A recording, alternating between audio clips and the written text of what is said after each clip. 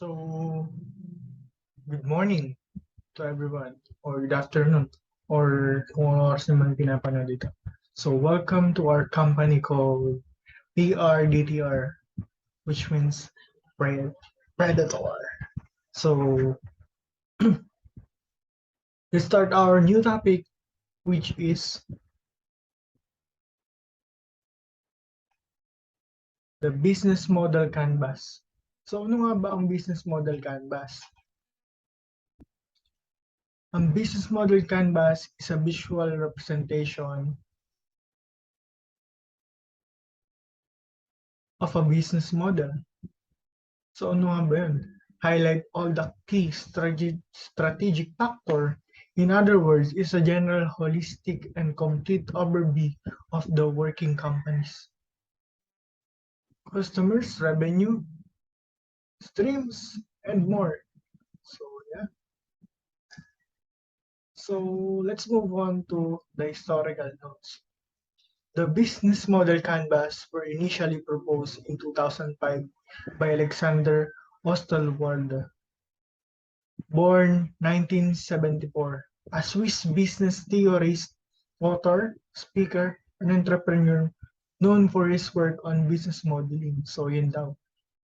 He is Alexander Osterwalder, born in 1974. So siya daw ay isang author and speaker,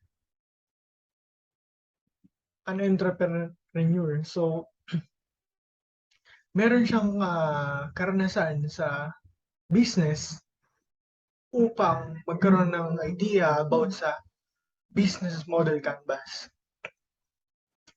So yeah, based on his earlier work on business, so sabi nga sa business model anthology, since the release ad Onstel-Walder work around 1008, new canvases for specific niche have appeared. So galing ano, yun yung nagawa niya. So eto ngayon papasok yung why you need a business model canvas. So bakit nga ba kailangan yun? Hindi ba pwedeng magtayo na lang agad ng business para mas maaga yung kita? Hindi. So dito na di-discuss yan. Why you need a business model canvas. The BMC provides a quick overview of a business. So dito pinapakita yung magiging takbo ng business nyo, kung ano yung magiging product nyo, at kung saan mapupunta or kung saan magiging place ng business nyo. And this and is devoid the unnecessary details compared to traditional business plan. So yun nga, ma-avoid yung unnecessary details. Mawawala na yun compared to the traditional. So yun, kumbaga mas maganda ang BMC kumbaga sa kumpara sa traditional business plan. So next, the visual nature of a business model canvas makes it easier to refer and to understand by anyone. So kaya ginawa ang business model canvas para mas madaling maintindihan ng iba. Kumbaga, I have a presentation here.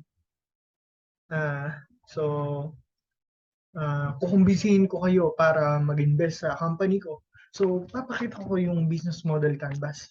So, di-discuss ko. Siyempre, madali na lang maintindihan kasi a visual nature of a business model canvas make it easier to refer and to understand by anyone. So, isang pakita ko pa lang, mag-gets na yan. Oh, number 3. You can use a BMC template to guide brainstorming session on defining your business model effectivity. Ano yun? So, magagamit mo raw ang BMC template to guide a brainstorming session. Kumbaga, kunwari, wala pa naman ang business model canvas natin. Yun ang magiging guide natin upang magkaroon tayo ng plano na matibay bunga ng ating pag-brainstorm. Siyempre, magiging effective yun kasi meron na tayong guide.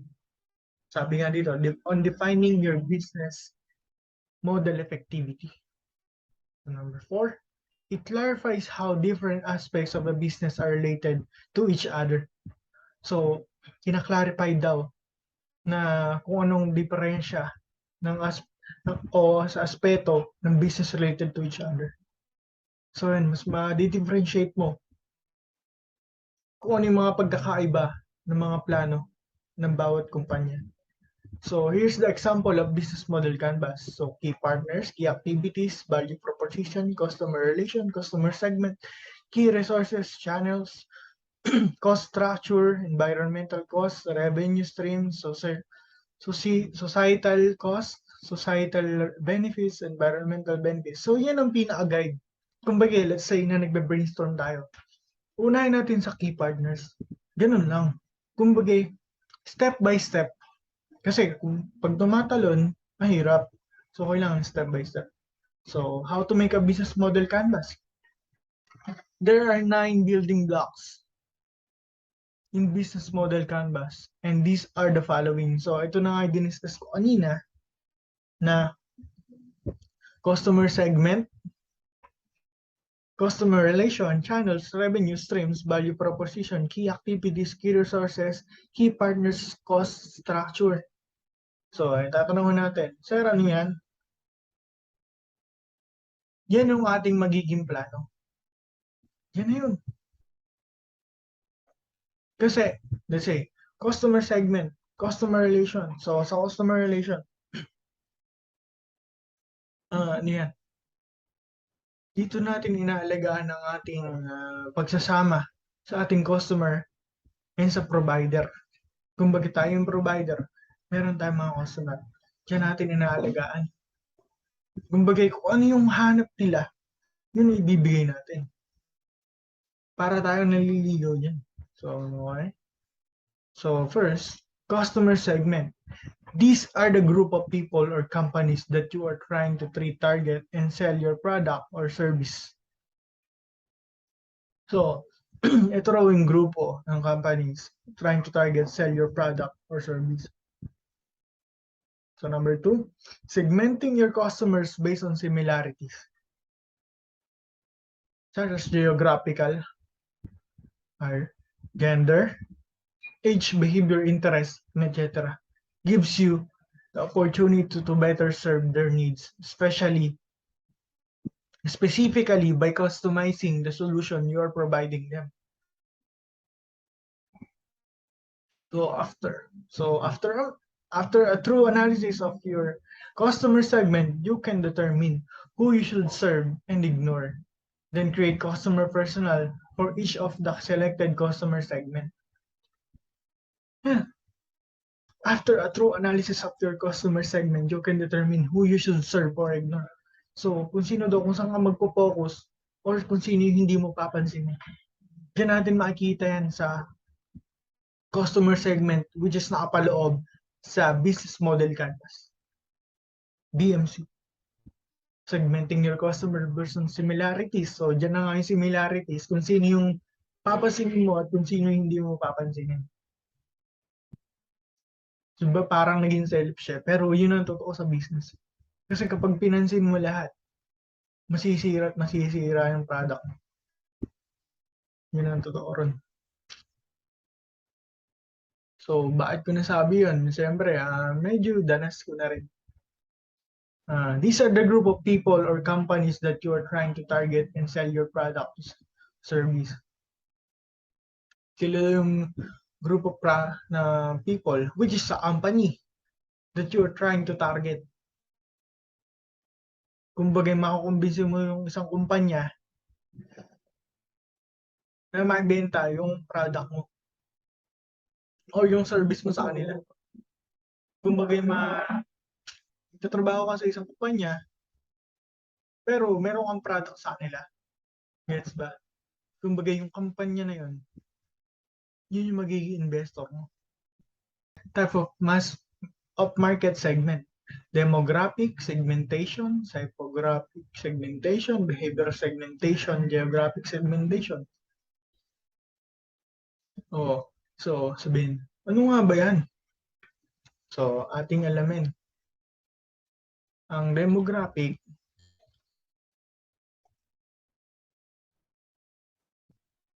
segmentation. Demographic segmentation is a precise form of audience identification based on data points like age, gender, marital status, or family. So dito ina-identify yung mga precise form of audience identification based on the data points like age, gender. So inyo yung nabanggit ko kanina. Doon nakapalooban demographic. So next naman is psychographic. Ano nga ba yung psychographic segmentation? Psychographic segmentation is a research methodology used for studying consumer by dividing them into groups using psychological characteristics including personality, lifestyle, social status, activities, interest. So, dyan daw yung dinidivide mo yung consumer by using psychological characteristic. So, dinidivide mo sila based on their lifestyle, social status, activities, interests, opinions, and attitudes. So, yun ang paggawa ng psychographic segmentation. So, next is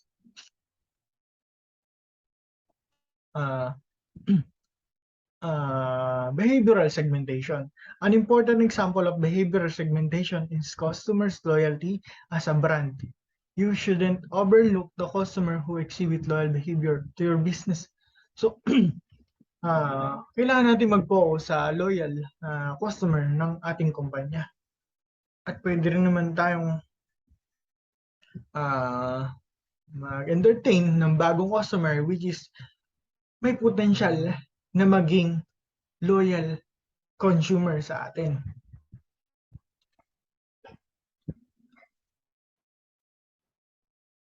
So next natin is geographic segmentation. Ano nga ba yan? What is geographic segmentation? Geographic segmentation involves segmenting your audience based on the region they live or work in. This can be done in any number of ways, grouping customers by the country they live in or smaller geographical divisions from region to city. So dito rin nagiging base yung segmentation involves segmentation. Your audience based on the region they live in or work in. This can be done by any numbers of ways. So yun lang. So segmenting your audience based on the region they live in or work in. The previous reporter, we have learned that there are 9 building blocks that comprises a good business model canvas. The first one is the customer segments, and the second one is the customer relationship. It describes the types of relationships a company establishes with specific customer segments. A company should clarify the type of relationship it wants to establish with each customer segment. Simplihin na lang natin, what is customer relationship? It is simply how are you going to interact with your customers throughout their journey in your company. Now, meron tayong types of customer relationship. The first one is the personal assistance. From the word itself, personal, this is how are you going to interact with your customers personally through the means of email, phone calls, or kahit face-to-face pa. The second one is the dedicated personal assistance. This is assigning a dedicated customer representative or staff to assist your customer. The third one naman yung self-service. Now, self-explanatory na lang to. This is providing customer their needs so they can help themselves. Parang sa 7-Eleven lang. Ando na lahat. Papasok ka na lang sa store, kukunin mo yung mga pagkain gusto mo, tapos babayaran mo sa cashier. The fourth one ay may connection naman sa self-service, yung automated services natin. Self-services din siya, providing nga lang na merong naka-include ng mga automated processes or machinery. The fifth one is the communities.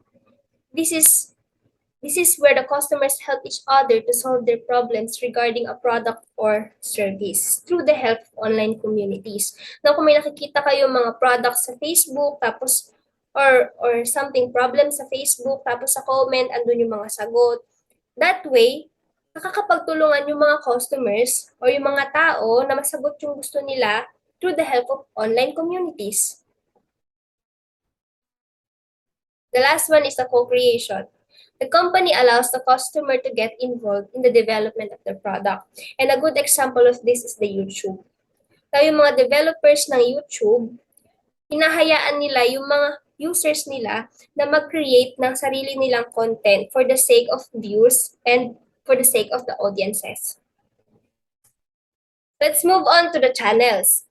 Channels are customer touchpoints that play an important role in the customer's experience. Now, to make it simple, channels are mediums that you're going to use in order to raise awareness to your customers about a company's products or services. Simply, this is how are you going to tell your customers that we have this product, na meron kaming ganitong mga ino-offer na services. But first, para malaman natin kung ano-ano ba yung mga channels na yon, here are some good questions to ask in order to identify the channel for reaching the customer. First one is, where are our customers? How can we reach them? Are they on social media? Do they listen to the radio? Do they watch TV? Or do they attend to an event or conference? Now that we already have those questions, ngayon malalaman na natin kung ano-ano yung channels na pwede nating gamitin. Like social media, networking, affiliates, offline ads, like billboards, TV and radio, and etc.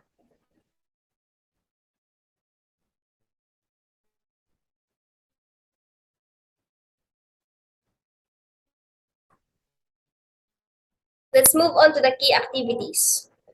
These are the most important actions your company must perform to operate successfully.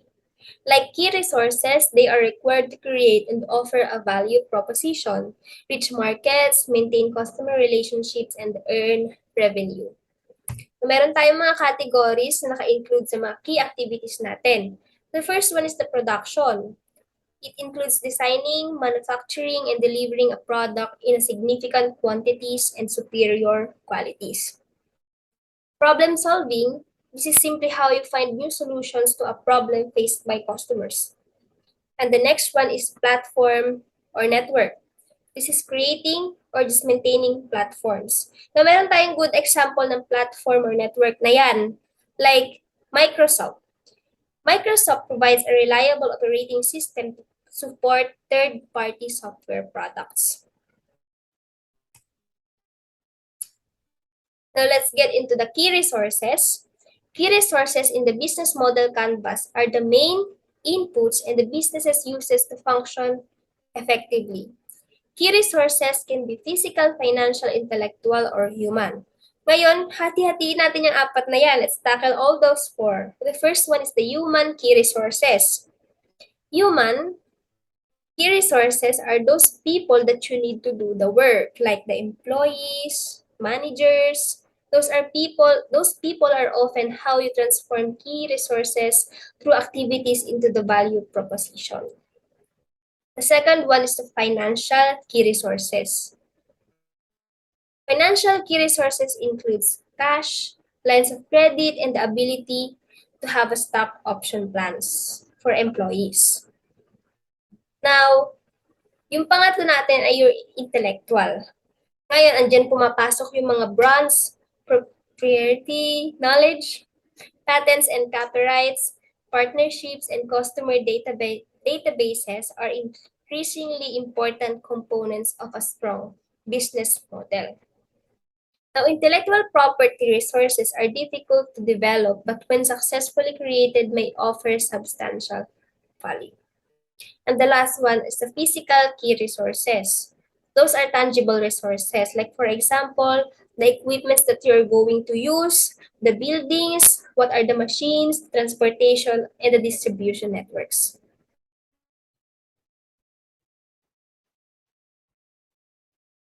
So, from the previous reporters, we should have known the first one is the customer segments, the second one is the customer relationships, and the third one is the channels. The fourth one is the key activities, The fifth one is the key resources. Now, we will dive on the sixth part, the key partners of Business Model Canvas. Let's go.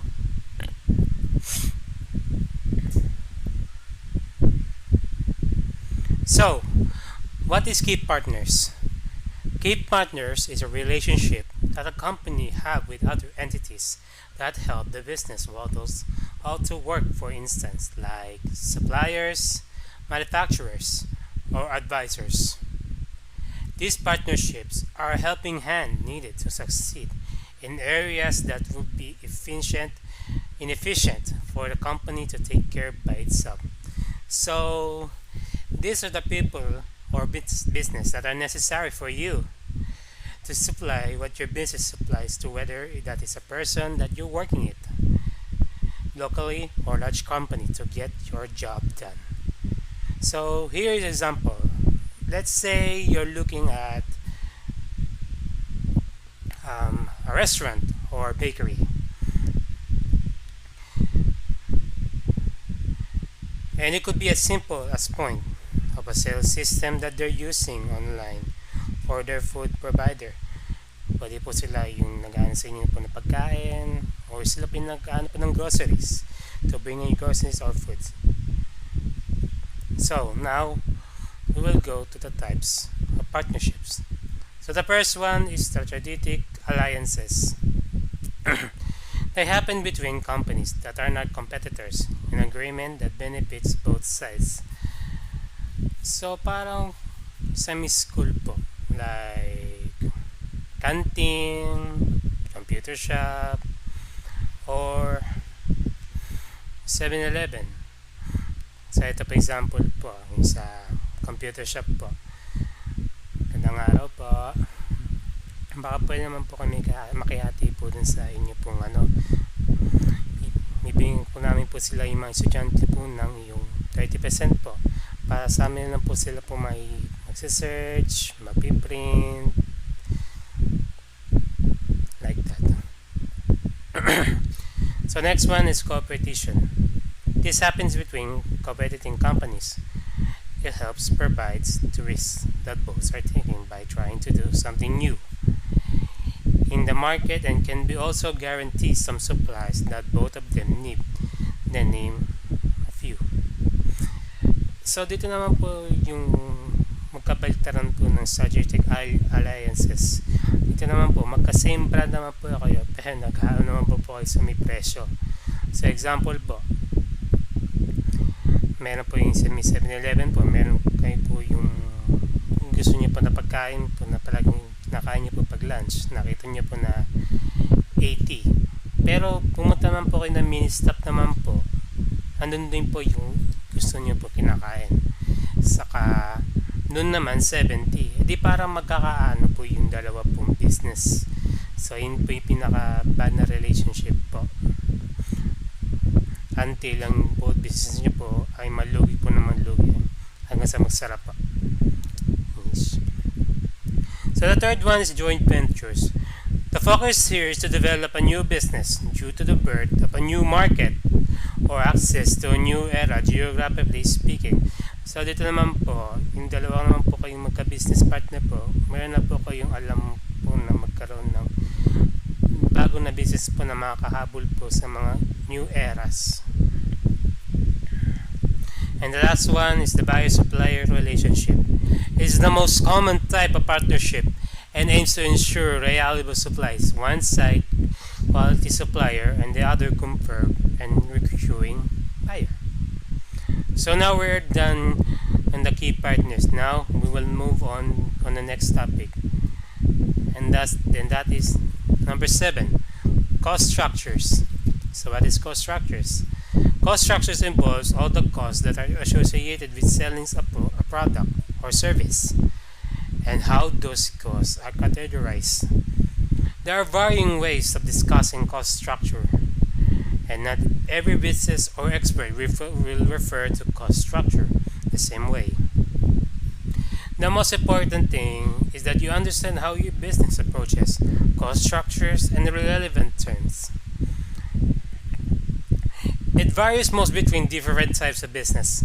Some variables that can affect how the business refers to cost structure are cost objects like products, service, customers, projects, and business activities. Additionally, cost structures might run very even with one business depending on product lines, business units, or divisions. So, ito pong cost structures po, dito po natin makikita po yung mga liabilities po that a certain business have all of the charge of the businesses falls under the cost of structures. Like, example po, dito po natin maano po yung mga electric bills, insurance, salaries po ng mga kumpanya, ng mga workers, mga renting like apartment, asset sales, licensing. Siyempre po. Siyempre po yung water bills. Hindi na po yun. Saka, last one is taxes. Pero siyempre po, wag niyo po kakalimutan po kung bakit po yung business po ay nagsisimula po ng bakit po may mga ano po, ba't kailangan po namin po bayaran yon. Kasi po, yun nga po yung mga liabilities po. So, dyan natin po binabayaran lahat po. So, we're done on the cost structures. Let's move on the next topic. And the next topic is number 8, revenue streams. So, what is this? This is the various sources from which a business earns money from the sales of goods or the provision of services. The types of revenue that the business records on its accounts depend on the types of activities carried out by the businesses. Generally speaking, the revenue accounts of retail business are some dividers as a compared business that provides services. So, dito naman po sa may ano na pa nito, dito nyo po malalaman po kung paano po nagkakano po ng pera ang inyong kumpanya, o paano ba magkakapera ito o mag-generate ng money. So, kung paano parang lalago ang inyong kumpanya para sa kinabukasan, maano yung business mo, hindi yung palpak lang sa huli. So, we have types of business na paano pwede naman yung lumago balang araw, like apartment, example like 6,000 a month, ibigyan man sila ng ano, ipapakita mo lang sa kanila yung bahay kung magagandahan ba nila, like that. Or kung sa ano ko naman, mga fitness ka naman, hindi pwede ka mag-open ng gym, 200 pesos per siguro 3 hours, pwede ka naman dito mana doon. So then the lastly is the groceries of the food. And here's a revenue stream that can belong to one of the following revenue models.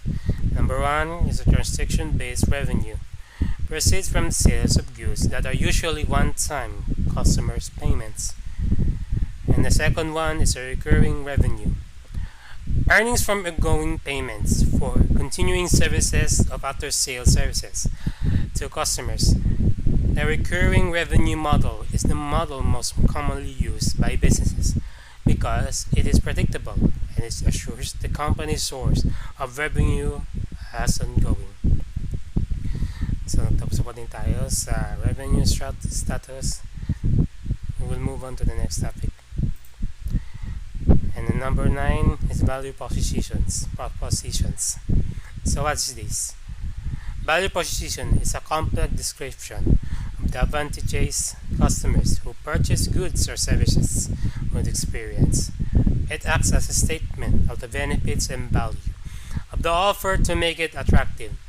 A company's value propositions explains to consumers the main factors that makes a product or service ideal for him or her via the company's websites or other marketing channels. A compelling value proposition should pursue a process to become a paying client. It also statements that identifies measurable benefits prospective customers can be expected when buying a product or service. When done well, it serves as a competitive differentiator. It motivates potential customers to choose a product or service over others in the marketplace, thus giving organization a powerful competitive advantage. So, na-discuss naman namin po ito nakaraan at kung nakalimutan na po, ito po siya. It is the meaning of the compelling, and that because specific bent and compelling should meet these three, because they are then the first one is a specific one, because specific benefit is your target customer will receive your product, and the second one is the pain. This one explains how will your product fix the customer's problems with him or her life. And the last one is the exclusive.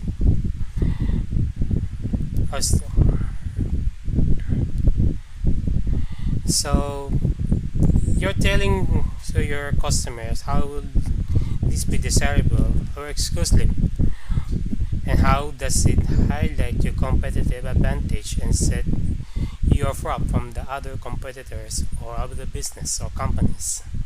But wag dapat po kayong malilito sana po, kasi hindi po dito kasama yung brand slogans, catchphrases, or even positioning statement sa value proposition. Tapos natin po tayo. So we were done on the customer segments, customer relationships, channels, key activities, key resources, key partners, cost structures, revenue streams, value propositions of business model canvas. Thank you for listening and have